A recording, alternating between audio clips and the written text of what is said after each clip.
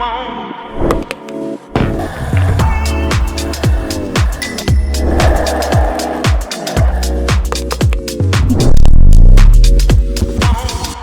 welcome back students. நம்ம பார்த்துக்கிட்டு இருக்கக்கூடியது மோஷன் இன் எ பிளேன் அப்படின்றதுல வெக்டார்ன்ற கான்செப்ட்ல மேக்னிடியூட் ஆஃப் வெக்டார் அப்படின்ற கான்செப்ட் அப்போ பார்க்க போகிறோம்ப்பா. வெக்டார் அப்படின்றது போத் மேக்னிடியூட் அண்ட் டைரக்ஷன் அப்படின்ற ரெண்டையுமே பார்த்தோம் இல்லைங்களாப்பா. இங்கே அதில் ஸ்பெசிஃபிக்காக மேக்னிடியூட் ஆஃப் வெக்டாரை மட்டும் நம்ம பார்க்க போகிறோம். அப்போது ஒரு வெக்டார் அப்படின்னா அதில் என்ன இருக்குது?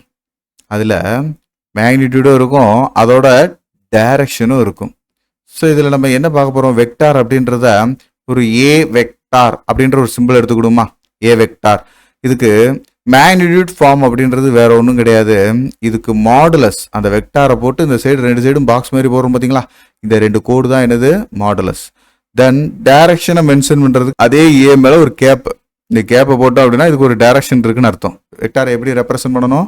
Magnitude and direction. இந்த ஏ வெக்டார் மாடுலஸ் அப்படின்னு இருக்குல்லப்பா, அதை எப்படி எடுத்துக்கலாம்? ஏன்னு எடுத்துக்கலாம். அப்போது ஏ இன்ட்டு ஏ கேப். இந்த ஏன்றதுல வெறும் என்ன இருக்குது?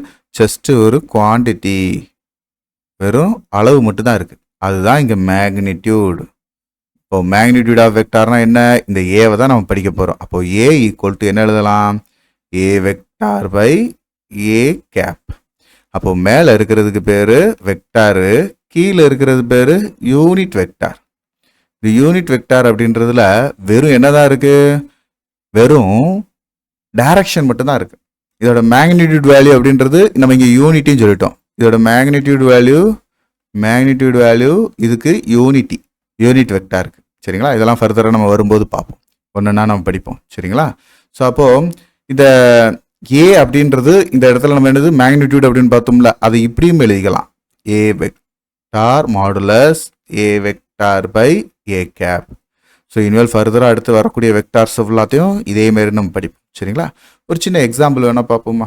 ஒரு சின்ன எக்ஸாம்பிள், அதாவது ஏன்ற ஒரு காரு 10 மீட்டர் per செகண்ட் ஸ்பீடில் போய்கிட்டு இருக்கு ஈஸ்ட் டைரக்ஷனில்.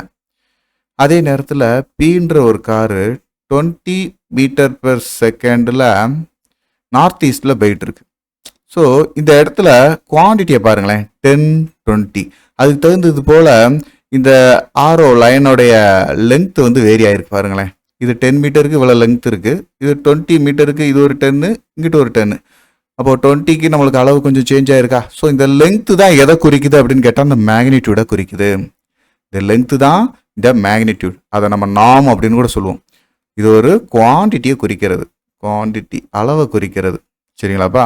ஸோ அப்படி அளவை குறிக்கிறதுல நம்ம இந்த ஆரோ டைரக்ஷன் எதை மென்ஷன் பண்ணுதுன்னா டைரக்ஷன். ஆரோ டைரக்ஷன் தான் என்னது? டைரக்ஷன் சொல்லுது. நான் சொல்லும்போது நீங்கள் கவனிச்சிருந்தீங்கன்னா தெரியும், ஈஸ்ட் டைரக்ஷன், இது நார்த் ஈஸ்ட் டைரக்ஷன் அப்படின்னு நான் சொன்னேன், இருக்குங்களா? ஸோ அந்த டைரக்ஷன் சொல்கிறது தான் என்னது?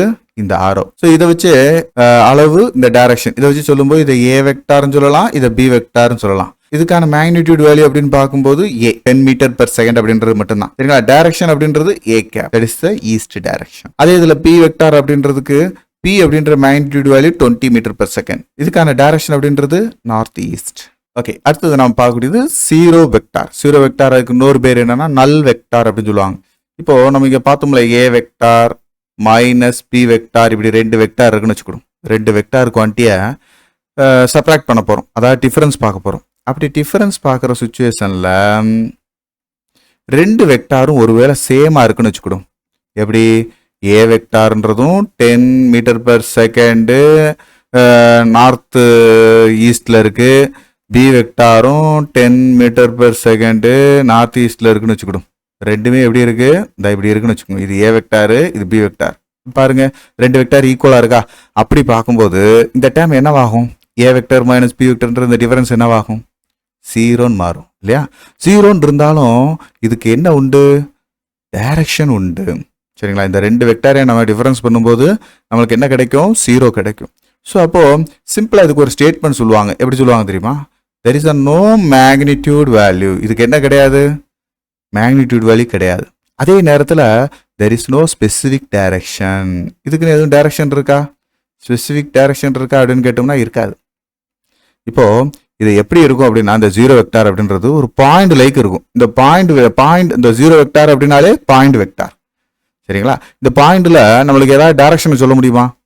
இது வந்துட்டு நார்த்தில் இருக்குது, இது வந்து சவுத்தில் இருக்குது அப்படின்னு நம்ம சொல்ல முடியுமா? அல்லது இப்படி இருக்குன்னு வச்சுக்கோங்களேன், ஒரு லைன் வந்து மேக்னிடியூட் வழியாக நம்ம ட்ரா பண்ணும்போது இப்படி இருக்குன்னு வச்சுக்கோங்க ஒரு லைன். இதுக்கு ஸ்டார்டிங் எண்டு ரெண்டுமே இருக்குது. அப்போது இதோட டைரக்ஷனை நம்மளால் என்ன சொல்ல முடியும்? நார்த் ஈஸ்ட் அப்படின்னு சொல்ல முடியும். சரிங்களா? ஸோ ஸ்டார்டிங்கில் இருந்தே அதே எக்ஸாம்பிள் கொடுத்ததுனால நார்த் ஈஸ்ட்னே உங்களுக்கு சொல்லிட்டு வரேன். சரிங்களா? ஸோ அதை பார்த்தீங்கன்னா உங்களுக்கு புரியும். ஒரு பாயிண்ட் அப்படின்றதுக்கு நம்ம டைரக்ஷன் சொல்ல முடியாது. ஆனால் ஒரு டெஃபினட்டாக இருக்கக்கூடிய ஒரு 2 எண்டுக்கு நம்ம என்ன சொல்ல முடியும்? டைரக்ஷன் சொல்ல முடியும். சரிங்களாப்பா? ஸோ அதனால் இங்கே ஜீரோ வெக்டார் அப்படின்றதுக்கு என்ன கிடையாது? There is no magnitude and there is no specific direction. இதான்ப்பா நீங்கள் எழுதணும் ஜீரோ வெக்டார்னு கேட்டால். புரிஞ்சுங்களா?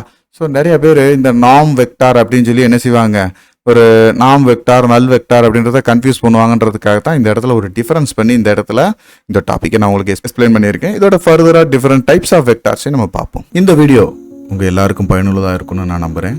உங்களுக்கு இது ரொம்ப ஈஸியாக இருந்துச்சு அப்படின்னா மறக்காமல் லைக் பண்ணுங்கள். நம்ம மிஸ்டர் ஃபிசிக்ஸ் சேனலை சப்ஸ்கிரைப் பண்ணுங்கள். உங்களுடைய நண்பர்களுக்கும் ஷேர் பண்ணுங்கள். நம்மளுடைய தொடர்ந்து எல்லா வீடியோக்களும் உங்களுக்கு வரணும் அப்படின்னா நம்ம நோட்டிஃபிகேஷனில் ஆல் அப்படின்ற ஆப்ஷனோட கிளிக் பண்ணுங்கள். தேங்க்யூ.